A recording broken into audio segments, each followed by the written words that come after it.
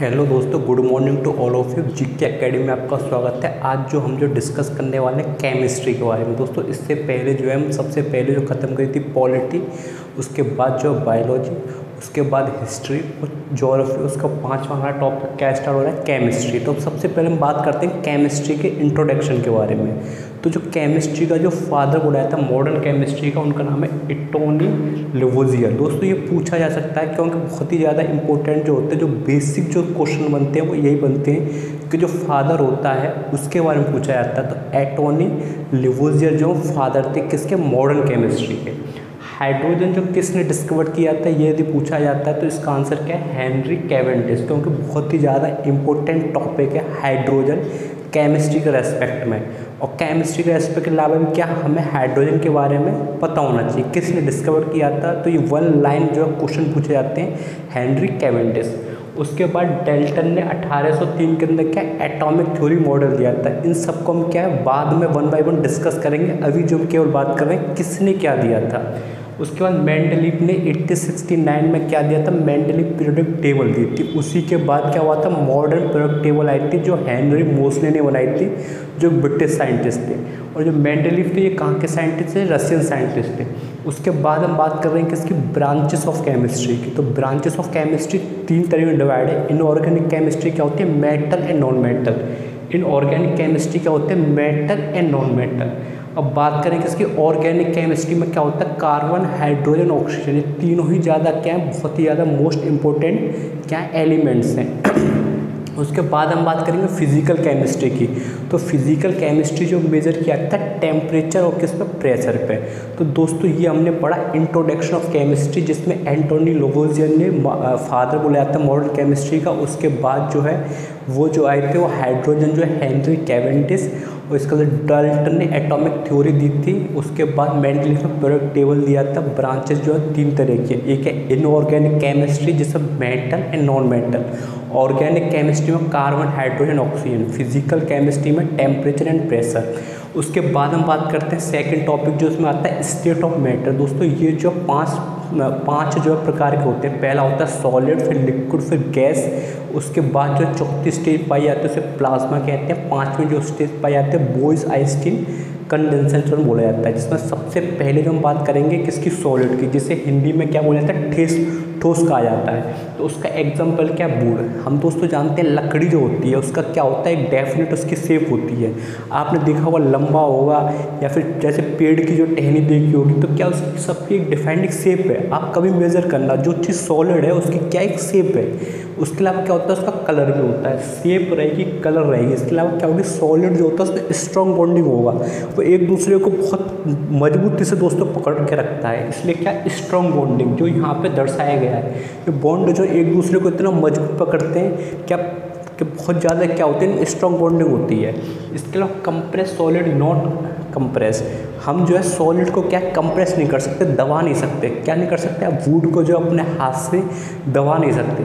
जैसे छोटी टहनी की बात नहीं कर रहा मैं, बड़ी टहनी की बात करें तो उसे दबा नहीं सकते। तो सॉलिड का अपनी हमें एग्जाम्पल याद होना चाहिए पहले, वुड। इसके अलावा क्या उसकी डेफिनेट शेप हो, डेफिनेट कलर हो, और क्या उसमें स्ट्रॉन्ग बॉन्डिंग होती है। इसके अलावा क्या उसे कंप्रेस नहीं कर सकते दोस्तों। अब इसके बाद जो हम बात करते हैं वो किसकी, लिक्विड की। तो यदि लिक्विड की हम बात करें तो लिक्विड में यदि एग्जाम्पल की बात करें तो पानी।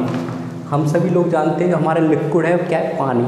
पानी क्या एक लिक्विड है, तो उसमें क्या होती है, कोई शेप नहीं होती। आपने देखा होगा पानी की कोई शेप नहीं होती। आप पानी को ग्लास में रख देंगे तो उसका रूप ले लेगा।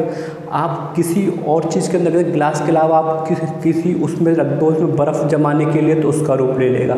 तो पानी की क्या होती है, कोई शेप नहीं होती, ना ही कोई कलर होता। पानी में आप ग्लूकोन डी डाल के पियो तो उसका कलर चेंज हो जाएगा, हनी डाल दो तो उसका कलर चेंज हो जाएगा। तो पानी का क्या है, लिक्विड का दोस्तों कोई कलर नहीं होता। इसके बाद बात करें बॉन्डिंग की, तो जो सॉलिड होता है उनकी काफ़ी स्ट्रॉन्ग बॉन्डिंग होती है। उससे थोड़ी सी कम किसकी बॉन्डिंग होती है, लिक्विड की। तो लिक्विड की जो बॉन्डिंग है उससे थोड़ी सी क्या होती है, कम रहती है, और थोड़ा सा कंप्रेस हो सकता है। पानी को दोस्तों हम थोड़ा कंप्रेस कर सकते हैं, थोड़ा सा जो कंप्रेस हो सकता है। सॉलिड तो बिल्कुल कंप्रेस नहीं होता, थोड़ा सा क्या होता है, कंप्रेस्ड हो सकता है। तो इसके बाद जो है चौथी जो स्टेज, थर्ड जो स्टेज आती है उसका नाम गैस है। गैस में जैसे वो कार्बन डाइऑक्साइड और ऑक्सीजन। दोस्तों ऑक्सीजन को क्या हम अंदर इनहेल करते हैं, कार्बन डाइऑक्साइड का हम एक्सहेल करते हैं। और जो पौधे जो रहते हैं वो जस्ट उल्टा है, वो कार्बन डाइऑक्साइड लेते हैं और ऑक्सीजन क्या करते हैं, देते हैं। इसलिए कहा जाता है कि पेड़ पौधे जो है हमें क्या दें, ऑक्सीजन देते हैं। इसके बाद बात करें गैसेस की, तो इनकी कोई शेप नहीं होती। दोस्तों आपने जानता है कार्बन डाइऑक्साइड, हमारे नाइट्रोजन हमारे एटमॉस्फेयर में 78% क्या मौजूद है, ऑक्सीजन हमारे एटमॉस्फेयर के अंदर 21% है, पर उनकी क्या कोई शेप नहीं है, हम उन्हें देख नहीं सकते, ना क्या होता है उनका कोई कलर नहीं होता है। यदि इसकी बात करें बॉन्डिंग की, तो इसकी बॉन्डिंग जो सबसे कमज़ोर होती है सॉलिड लिक्विड गैस में। और इसकी बात करें गैस को क्या हम कंप्रेस कर सकते हैं, गैस को क्या हम कंप्रेस कर सकते हैं दोस्तों, एक जगह क्या संगठित रख सकते हैं, कंप्रेस कर सकते हैं। उसके बाद दोस्तों ये जो सबसे ज़्यादा इंपॉर्टेंट है, हमेशा पूछा जाता है कि इसमें चेंज किया जाएगा तो क्या होगा। दोस्तों सॉलिड को यदि हम लिक्विड में चेंज करें तो मेल्ट हो जाता है। आपने देखा होगा सॉलिड को यदि लिक्विड में चेंज करेंगे तो हमें दोस्तों क्या करें, रट लेना है, क्योंकि इससे क्या हमेशा ही क्वेश्चन पूछता है। ये फेवरेट क्वेश्चन है दोस्तों किसका, केमिस्ट्री का। तो सॉलिड से लिक्विड में चेंज होता है तो क्या होता है, मेल्टिंग बोला जाता है।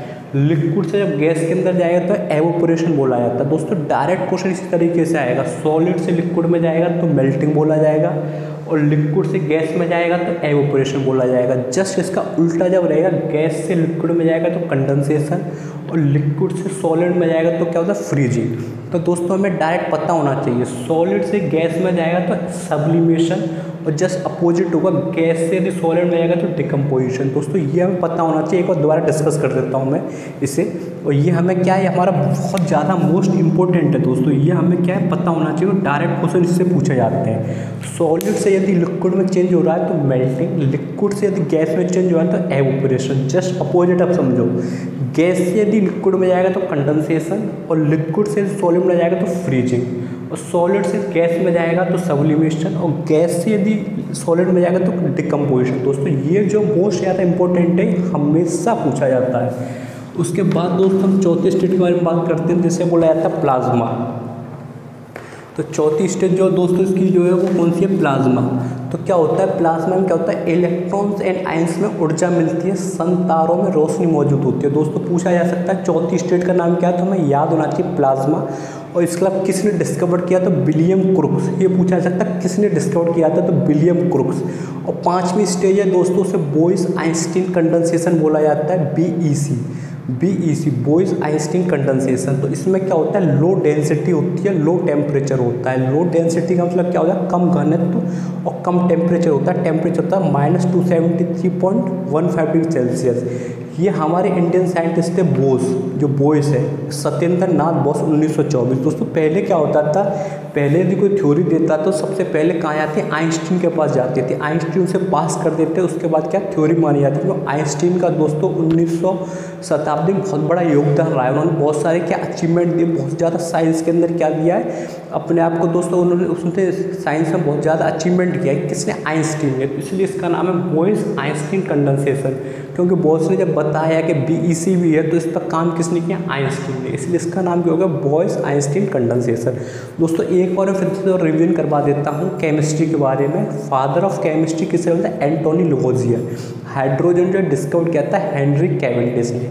डॉल्टन ने एटॉमिक थ्योरी दी थी, मेंडलीफ में पीरियोडिक टेबल दी थी। दोस्तों इसके बाद ब्रांचेस की बात करें तो 3 तरीके होती है। एक होती है इनऑर्गेनिक केमिस्ट्री, से मेटल एंड नॉन मेटल होता है। ऑर्गेनिक केमिस्ट्री में कार्बन, हाइड्रोजन, ऑक्सीजन होता है। फिजिकल केमिस्ट्री जो मेजर की जाती है टेम्परेचर, प्रेशर पे। इसके बाद भी बात करें तो स्टेट ऑफ मैटर, जिसमें सबसे पहला आता है सॉलिड। सॉलिड की क्या होती है, एक डेफिनेट शेप होती है, कलर होती है, स्ट्रॉन्ग बॉन्डिंग होती है, और कंप्रेस नहीं कर सकते दोस्तों। उसके बाद आता है लिक्विड। लिक्विड में दोस्तों क्या होता है, ना कोई कलर होता है, ना कोई शेप होती, बॉन्डिंग जो है उसकी सॉलिड से थोड़ी कमज़ोर होती है। इसके अलावा उसमें कंप्रेस कर सकते हैं दोस्तों, जैसे पानी। गैस में दोस्तों जैसे आपका एग्जांपल हो कार्बन डाइऑक्साइड, ऑक्सीजन, इसमें क्या होती है, कोई शेप नहीं होती, कोई कलर नहीं होता, इसे हम क्या कर सकते हैं, कंप्रेस कर सकते हैं। बॉन्डिंग में क्या होता है, मॉलिक्यूल्स बहुत ज़्यादा दूर रहते हैं दोस्तों। इसके बाद जो चौथी स्टेज आती है उसे बुलाया था प्लाज्मा। ये जो विलियम क्रुक्स ने दोस्तों दिया था। 5वीं स्टेज आती है उसे बोइस आइंस्टीन कंडेंसेशन बोला जाता है, इसमें लो डेंसिटी होती है, लो टेम्परेचर होता है। इसके अलावा दोस्तों हमें सॉलिड लिक्विड गैस वाला ये जरूर याद होना चाहिए। सॉलिड से लिक्विड में आता है तो क्या होता है, मेल्टिंग होता है। लिक्विड से गैस में आता है तो एवोपरेशन रहता है। गैस से लिक्विड में आता है तो क्या होता है, कंडेंसेशन होता है। और यदि लिक्विड से सॉलिड में जाए तो दोस्तों क्या होती है, फ्रीजिंग होती है। और यदि सॉलिड से गैस में जाए तो क्या होता है, सब्लिमेशन होता है। गैस से यदि किस में जाए, सॉलिड में जाए तो डिकम्पोजिशन होता है। तो दोस्तों आज हमने जो केमिस्ट्री हमारी फर्स्ट क्लासेस है, introduction of chemistry and branches of chemistry. Next class में दोस्तों हम किसकी बात करेंगे, केमिस्ट्री। तो ज़्यादा से दोस्तों लाइक करें, शेयर करें, सब्सक्राइब करें। थैंक यू दोस्तों।